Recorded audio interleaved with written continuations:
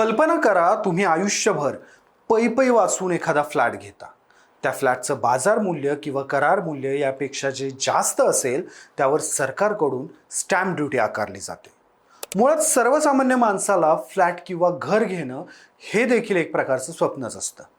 अशातच त्या मालमत्तेच्या सरासरी 5% रक्कम तुम्हाला स्टॅम्प ड्युटी म्हणून सरकारला द्यावी लागते. आणि जर तुम्ही स्टॅम्प ड्युटी भरली नाही तर त्यावर सरकार दर महिन्याला व्याज आकारतं, तुम्हाला नोटीसही पाठवतं. पण हे झालं तुमच्या माझ्यासारख्या सर्वसामान्य माणसांच्या बाबतीत. पण हेच मुद्रांक शुल्क जर कुठल्या राजकीय व्यक्तीनं किंबहुना लोकप्रतिनिधींनी बुडवलं तर? नाही, मी पार्थ पवारांबाबत बोलत नाहीये, कारण पार्थ पवारांबाबत निर्णय आलेला आहे आणि या खटल्यामध्ये त्यांना दोषमुक्त ठरवलेलं होतं. यावेळी मी हे सगळं सांगण्याचं कारण आहे कारण ताज्या प्रकरणात सत्ताधीश भाजपच्याच आमदारांचं नाव आलंय. ज्या भाजपचा ना खाएंगे ना खाने देंगे हा नारा होता, त्यांच्याच सरकारमधील माणसानं सरकारला थोडा थिडका नाही तर तब्बल काही शेकडा कोटींचा चुना लावला. कोण आहे हा लोकप्रतिनिधी ज्याला लोकांची सेवा करण्यासाठी निवडून दिलेलं, मात्र तो स्वतःचं घर भरण्यासाठी बेकायदेशीररित्या जमिनी लाटून लोकांनाच फसवत होता? या माणसाबद्दलच आपण जाणून घेणार आहोत या व्हिडिओच्या माध्यमातून. नमस्कार, मी शशी आणि तुम्ही पाहताय कट टू कट. राज्याच्या राजकारणात एक धक्कादायक प्रकरण उघडकीस आलंय, जिथं पुरेशी रक्कम नाही म्हणून लोक स्टॅम्प ड्युटी भरण्यासाठी उसनवारी करतात, तिथंच सत्ताधारी भाजपच्या आमदारानं बेकायदेशीररित्या जमिनी लाटल्यात आणि कहर म्हणजे त्या जमिनींचं मुद्रांक शुल्क देखील बुडवलंय. या आमदाराचं नाव आहे नरेंद्र मेहता आणि ते भाजपच्या तिकिटावर मीरा भाईंदरमधून निवडून आलेत. आता त्यांचं नाव स्टॅम्प घोटाळा प्रकरणात वादात आलंय. मात्र त्यांचं फक्त हे एकच वादग्रस्त प्रकरण नाहीये. यापूर्वी देखील त्यांच्यावर भ्रष्टाचाराचे मोठे आरोप झालेले आहेत. त्या प्रकरणात त्यांच्यावर गुन्हे देखील नोंदवले गेले होते. या नरेंद्र मेहतांचा इतिहास बघताच त्यांनी घेतलेली कोटीच्या कोटी उड्डाणं डोळे दिपवणारी आहेत. 25 सप्टेंबर 1972ला राजस्थानच्या पाली जिल्ह्यातल्या देसुरी गावात त्यांचा जन्म झाला होता.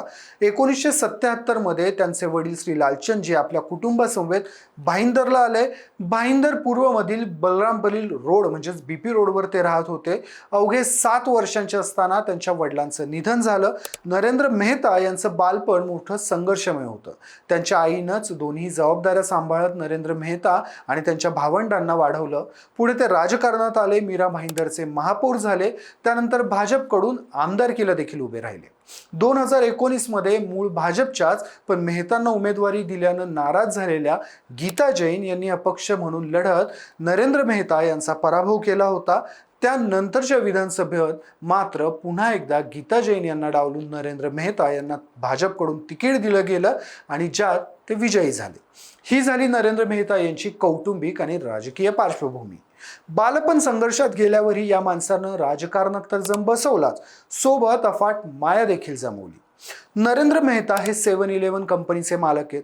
या कंपनीच्या माध्यमातून त्यांनी जमिनींचे मोठे गैरव्यवहार केल्याचा आरोप त्यांच्यावर केलेला आहे. नरेंद्र मेहता यांनी मीरा रोड परिसरातील कांदळवन क्षेत्रात नियमांचं उल्लंघन करून 7-Eleven क्लबचं बांधकाम केलंय. त्यातून त्यांनी पर्यावरण निकषांचं उल्लंघन देखील केलंय.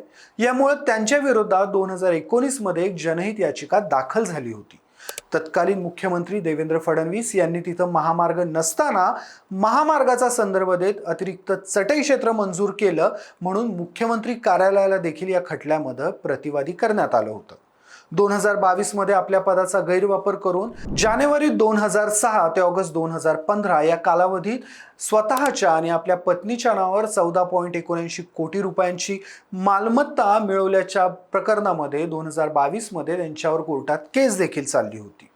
आता त्यांनी शेतकरी आणि आदिवासींच्या जमिनी नोंदणीकृत न करता केवळ नाममात्र किमतीला खरेदी केल्यात आणि या प्रकरणातच त्यांनी सरकारची जवळपास 400 ते 500 कोटी रुपयांची फसवणूक केल्याचा आरोप आता पुन्हा उजेडात आलाय. यात सरकारची तर फसवणूक झालीच आहे, पण ज्या आदिवासींची जमिनी मेहता यांनी लाटल्या त्या त्यांनी कायदेशीर अधिकाऱ्यानं खरेदी केल्यात का, हा देखील मोठा प्रश्न या खटल्यामध्ये उपस्थित होतो. NDTVच्या एका बातमीनुसार मेहतांवर अपना घर प्रोजेक्टमध्ये 79 कोटींचा वाळू रॉयल्टीचा घोटाळा केल्याचा देखील आरोप केला गेलाय. सोबतच मेट्रो उड्डाणपूल प्रकरणामध्ये 217 कोटींचा प्रोजेक्ट 620 कोटींपर्यंत नेल्याचा आरोपही त्यांच्यावर झाला होता. या प्रकरणामध्ये देखील नरेंद्र मेहता यांची सध्या चौकशी सुरू आहे.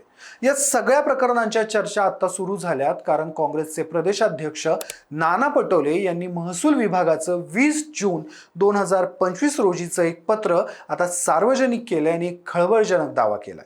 या पत्रात 7-11 कन्स्ट्रक्शनचे सर्वेसर्वा नरेंद्र मेहता यांचा उल्लेख चक्क भूमाफियाचा करण्यात आल्याचं पटोले यांनी निदर्शनास आणून दिलंय. मेहता यांनी मुद्रांक शुल्क आणि त्यावरील दंड थकवल्याचा ठपका या पत्रात करण्यात आलाय. आणि विशेष म्हणजे या पत्रावर महसूल मंत्री चंद्रशेखर बावनकुळे यांची स्वाक्षरी असल्याचा दावा पटोले यांनी केलाय. चंद्रशेखर बावनकुळे यांनी मात्र मंत्री म्हणून काम करताना जो विषय तक्रारदारांकडून येतो त्या विषयाला धरूनच आपण लिहितो. यात आमदार असं कुठेही लिहिलेलं नाहीये, फक्त नरेंद्र मेहता असं नाव लिहिलेलं आहे, असं स्पष्टीकरण या सगळ्या घटनेवर चंद्रशेखर बावनकुळे यांनी दिलंय. नरेंद्र मेहता यांनी देखील आपल्यावरचे हे आरोप फेटाळलेले आहेत.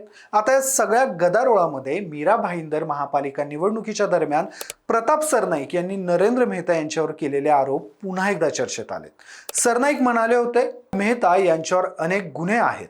एवढे गुन्हे असलेले मेहता हे एकमेव आमदार आहेत. त्यांनी महापालिका निवडणुकीसाठी अनेक कलंकित उमेदवार दिलेत. गेल्या 13 वर्षात महापालिकेच्या माध्यमातून मीरा भाईंदरला त्यांनी पोखरून काढलंय. याबाबतची माहिती मुख्यमंत्री देवेंद्र फडणवीस यांना देखील दिली आहे.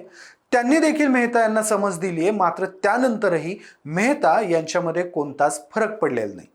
या प्रकरणातील सगळ्यात मोठा चर्चेचा विषय आता हा आहे की या प्रकरणात माध्यमांमध्ये थेट पीएमओ कार्यालयानं चौकशीचे आदेश दिल्याच्या बातम्या पुढे येत आहेत. तुम्हाला या सगळ्या प्रकरणाबद्दल काय वाटतं? कायद्यासमोर लोकप्रतिनिधींना देखील सामान्य माणसाप्रमाणेच वागणूक असायला हवी का? या प्रकरणात खरोखरच नरेंद्र मेहता यांना शिक्षा होईल का? तुमची मतं मला कमेंटमध्ये आवर्जून कळवा. व्हिडिओ आवडला असल्यास व्हिडिओला लाईक करा आणि शेअर करा. सोबत कट टू कटला सबस्क्राईब करायला विसरू नका.